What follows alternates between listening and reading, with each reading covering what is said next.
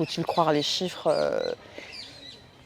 Je trouve qu'aujourd'hui, en fait, on a tellement perdu confiance en tous les médias, en tout ça, que croire les chiffres aujourd'hui, ça devient un petit peu plus difficile.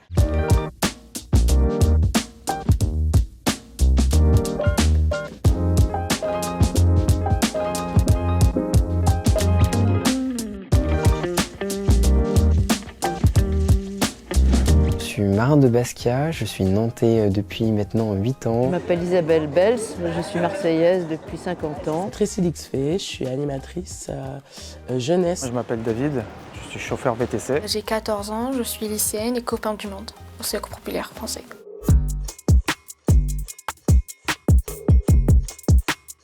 Fake news et vérité, c'est un petit peu le quotidien. On est quand même maintenant de plus en plus obligé de vérifier ce qu'on voit, ce qu'on lit. Il y a différents organismes qui peuvent vous faire un sondage. Lorsqu'ils s'appuient sur des chiffres, sur des choses éventuellement, on pourrait les croire. Mais souvent, c'est donné comme ça. La majorité des Français n'aiment pas ceci. La majorité des Français n'aiment pas cela. C'est totalement faux. Il y a des gens que je connais qui vont se référer à des complotistes. La Terre est toujours plate. Alors là, la personne que je connais me dit « Mais regarde toutes ces vidéos et écoute cette interview ». Et là, je regarde cette vidéo.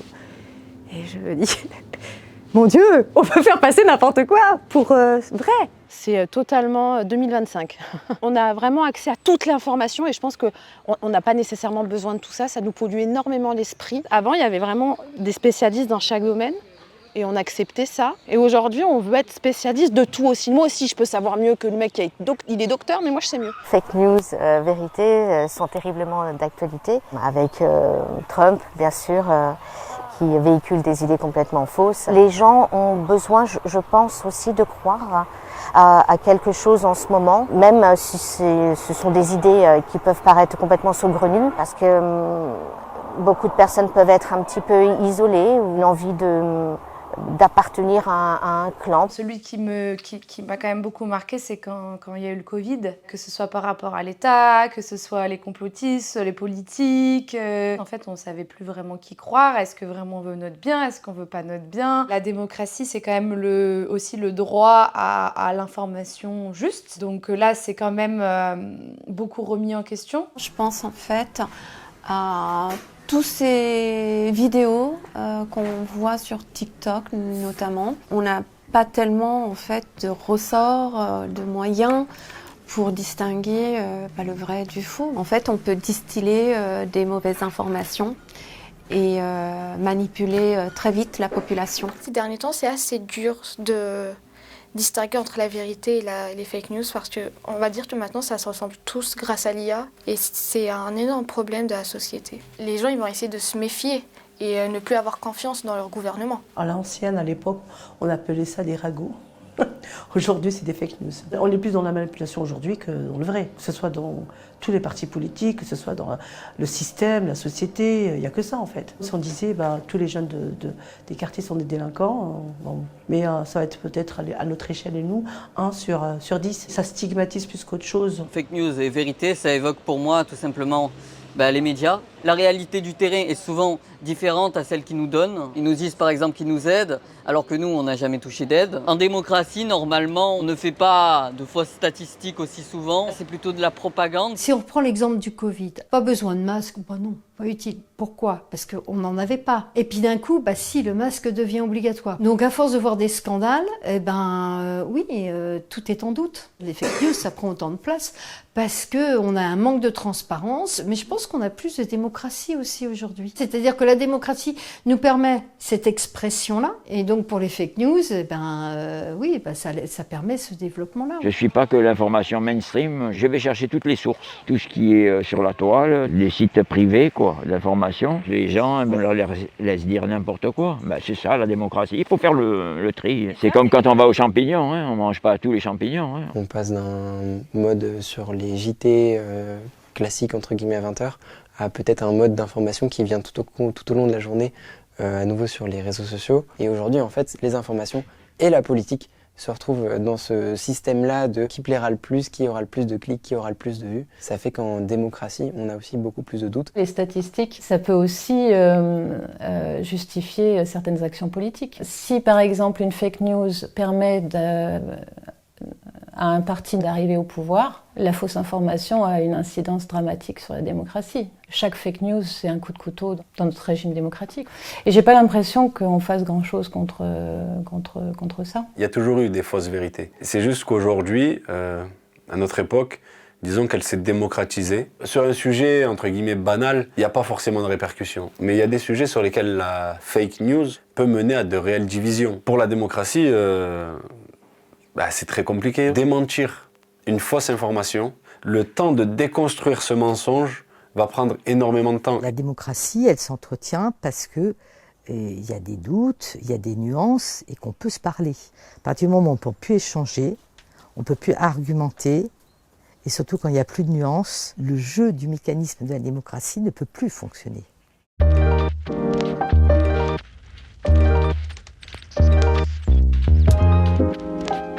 Les chiffres ne m'intéressent pas. Je ne pense pas qu'on puisse vraiment y croire aux statistiques parce qu'il faudrait avoir l'avis de chaque personne. Et sauf que je pense que les statistiques sont faites par rapport à un certain nombre, mais on en oublie beaucoup. Du coup, c'est un peu biaisé, je pense. C'est utile pour le peuple. Combien de personnes qui sont nées, combien de personnes qui sont parties malheureusement. Pour le recensement, oui, je reçois un courrier, je l'ai rempli, je l'ai renvoyé. Combien d'enfants, combien d'adultes, combien de voitures. C'est une enquête en fait. Le ressenti que je compte en fait pour la France, quoi. Les chiffres et les statistiques, pour moi, ça servirait à donner quand même une importance et peut-être faire comprendre aux gens à quel point un sujet peut être important et grave. Pour moi, personnellement, les chiffres, c'est le plus utile. Du côté, bizarrement, de la bourse, comment investir et comment, à l'avenir, ça peut... Parce que je trouve que ça prend de plus en plus d'ampleur. Dans mon travail, oui, on utilise beaucoup de stats pour pouvoir déterminer notre politique de vente, fixer les prix pour plein de choses. Donc aujourd'hui, tout ça, pour pouvoir suivre la concurrence, c'est complètement différent de la politique générale d'un pays. Pour moi, personnellement, en quoi les chiffres sont les plus utiles pour avoir conscience du développement du pays. Le PIB, par exemple, le produit intérieur brut. J'ai envie de connaître si économiquement, politiquement, sociétalement, c'est toujours... serein et viable pour moi de vivre en France. Je travaille en mission locale et ça nous permet de mieux comprendre le public sur lequel on va accueillir. Savoir si effectivement c'est un quartier qui est plus riche, un quartier qui est plus pauvre. Est-ce qu'il ne faudrait pas qu'on fasse des différentes actions pour renforcer le taux d'employabilité sur d'autres? Oui, bien évidemment, les chiffres ont cette importance. Moi, j'y crois pas aux statistiques parce que c'est fait pour faire peur. Je vous donne un exemple. Quand on dit Marseille, il y a ça, il y a ça. Moi, je vous invite à venir dans mon quartier. La nuit, vous allez voir qu'à minuit, on marche tranquillement, il n'y a personne. Certes, il y a la misère, certes, il y a des trucs qui se passent, mais pas autant qu'on en dit. Les chiffres, ils ont toujours été truqués à toute époque, disons, mais il y a toujours un petit peu de triche. Genre, par exemple, on avantage un camp, où les chiffres ne sont pas publiés s'ils ne nous sont pas favorables. Il faut toujours les prendre avec des pincettes, les analyser, voir les sources, croiser les sources surtout. C'est pas la vérité vraie, c'est des orientations. Si on veut installer des caméras, qu'est-ce qu'on va avoir intérêt à montrer comme chiffres? Que les gens se sentent en insécurité. Donc on va aller chercher les chiffres qui vont prouver qu'effectivement on est en insécurité. Et qui c'est qu'on va interroger? Quel va être le panel? Comment il va être constitué? Les stats, ça nous sert à se rendre compte des spécificités d'un territoire. Mais je me dis toujours, il y a peut-être des gens qui ne sont pas recensés, qui ne sont pas dans les stats au final. C'est à la fois fiable, mais c'est pas exact. Les chiffres en statistique, ce sont des moyennes. C'est quand même approximatif. Et ça va réduire la réalité, réduire quelque chose de beaucoup plus complexe. On va oublier, mettre de côté peut-être des choses plus fines. Il faut aussi les complémenter plus avec d'autres données. Il ne faut pas utiliser tout le temps les chiffres pour faire croire que c'est la vérité. On va vous dire 70% des gens sont contre le vaccin. Et qui sont ces 70%? Parce que la statistique, c'est pas un cajot de pommes. On va en sortir 70 et puis on va en laisser 30. On peut utiliser un chiffre quand on le regarde, si vous voulez, au regard de ce qu'il représente comme résultat d'une analyse. Ça sert à mieux comprendre comment fonctionne parfois une population. Alors après, derrière, il y a l'ombre aussi. Il peut y avoir une volonté politique, quelque chose qu'on voudrait induire ou faire croire à une population. Donc il faut que ça soit très régulé. Je pense qu'on peut croire les chiffres, mais que d'une certaine manière, pour certains sujets, on va davantage questionner la légitimité de la statistique, puisque ça touche à des sujets qui sont plus en débat, où les opinions divergent plus peut-être. Lier des pourcentages de population immigrée et des pourcentages de violence pour diffuser le raccourci. Pendant ma formation, j'ai fait un projet tutoré. J'ai dû sourcer mes écrits. Donc j'ai sourcé, l'INSEE dit que, voilà, les chiffres de l'INSEE, oui, il faut les croire. Mais il ne faut pas que les politiques s'en servent. Les politiques peuvent les exprimer, mais ils ne doivent pas les enrober, les prendre pour eux. Ils disent les chiffres et c'est tout. Les statistiques, ça sert à prévenir, ça sert à anticiper des problèmes à venir ou bien des problèmes du pays. Par exemple, dans notre cité ici, s'il y a plus de délinquance, les statistiques vont dire à trop de délinquance, donc il faut faire attention à développer plus les activités scolaires. Si on ne sait pas, on ne fait rien, ça continue. Pour décrire la réalité, il n'y a rien de mieux que chiffrer. Si on donne un PIB et qu'on veut comparer la réalité économique de deux pays, j'ai tout de suite une idée de la grandeur de l'économie respective de chacun de ces deux pays. Si on s'intéresse à l'égalité, ce qui est intéressant, c'est de mesurer les inégalités. Parce que si on ne les mesure pas, elles n'existent pas. Quand on va chiffrer un budget, quand on va faire un bilan de toutes les personnes qu'on a réussi à toucher par nos actions de solidarité, quand on va essayer de mettre en place de nouveaux projets, on se rend compte que voilà, les chiffres peuvent être utilisés à bon escient ou à mauvais escient. Quand on manie les chiffres, à mon sens, il faudrait avoir une certaine neutralité. Les chiffres au service du peuple. Pour moi, les chiffres ne servent pas à grand-chose. Pas parce qu'il ne faut pas des chiffres, mais parfois les chiffres, quand ils arrivent sans solution. Ça fait combien d'années qu'on sait qu'il y a cette de pauvreté dans les quartiers?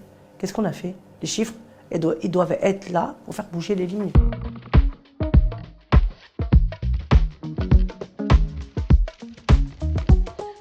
Des conseils à donner à l'INSEE, moi, non, je ne pense pas.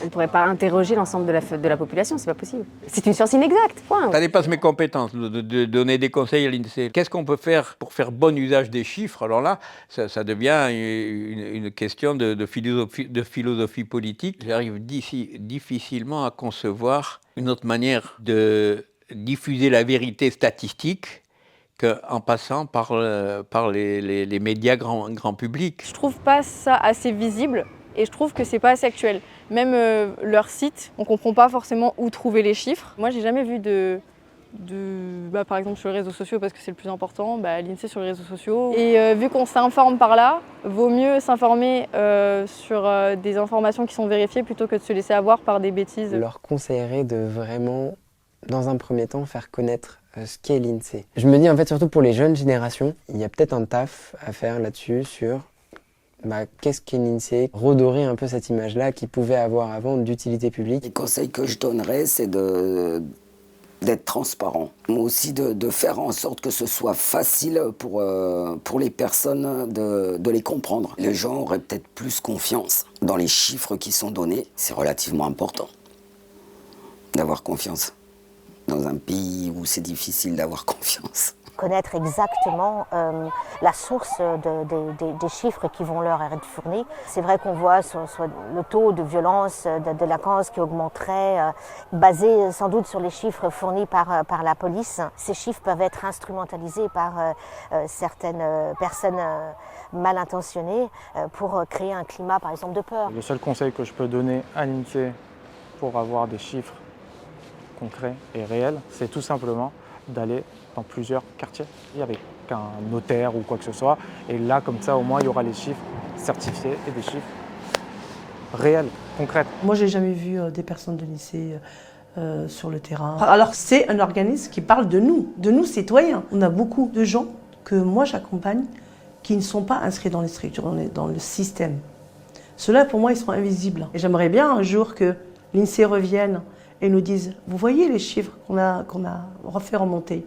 Et voilà ce qui a amélioré, voilà ce qui a évolué, et ça serait intéressant. Qu'ils soient plus proches du peuple pour voir les vraies vérités. J'ai la sensation qu'ils sont à l'Élysée ou bien ils sont seuls dans le monde. Est-ce qu'ils vont dans les quartiers pauvres, est-ce qu'ils vont dans les quartiers riches? Comment les gens se soignent? Comment les immigrés ils sont ici? Je ne sais pas comment ils font pour contacter les gens, quoi. Et si les gens ne savent pas ce qu'ils font, les gens ne s'intéressent pas. Se déplacer en fait sur les territoires le plus possible, travailler avec d'autres d'autres structures, d'autres associations qui sont sur les territoires, qui pourraient mettre aussi les chiffres, illustrer un peu plus les chiffres, que quand ça part que d'une administration qui envoie tout un fichier avec toutes les données qu'elle a, et puis basta. Les chiffres, c'est très bien, mais ça manque énormément d'humanité. Et en fait, moi, il faudrait que je voie des visages, il faut que je voie des paroles, il faut que je me dise, tiens, ça me ressemble. Quelque chose qui vous rassure, qui dit, putain, je peux le croire. Le factuel, c'est bien, mais il y a la sensation aussi, il y a l'émotionnel. Je comprends que mélanger les deux, c'est très compliqué, parce que du coup, ça enlève une neutralité certaine. Mais quand même, pour qu'on puisse s'identifier, j'ai besoin d'avoir un côté émotionnel. Je conseillerais aux gens qui produisent les chiffres de faire des enquêtes les plus fines possibles. Parce que là, par contre, je trouve que les enquêtes sont souvent extrêmement réductrices.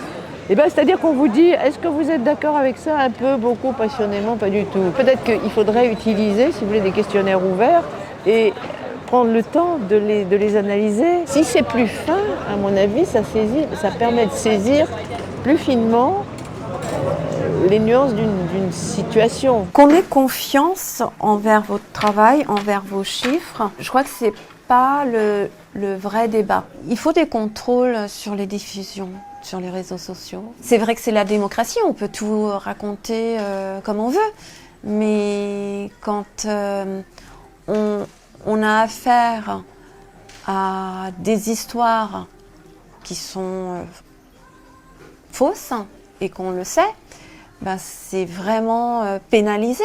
Le conseil, c'est d'être prudent, parce que les chiffres, on leur fait dire ce qu'on veut. Et ceux qui produisent les chiffres, qu'ils le fassent dans l'honnêteté, l'intégrité, quoi. Qu'est-ce qu'ils en font de ces chiffres? On n'en sait rien, ça dépend qui c'est qui les a dans les mains. Le conseil, ce serait d'être en mesure de se prémunir du détournement. Du résultat de leur recherche. Les journalistes qui vont diffuser les résultats, qu'est-ce qu'ils vont leur faire dire? Est-ce que l'INSEE en elle-même participe à un cercle vertueux ou est-ce que peut-être qu'elle va contribuer à l'arrivée d'une catastrophe? Ce qui manque, c'est un cadre et la participation citoyenne, je pense. Dire voilà, vous êtes volontaire pour suivre un processus de statistique sur un sujet défini, venez, on va vous montrer comment ça se passe. Il y a un enjeu démocratique, il y a un enjeu humain en fait.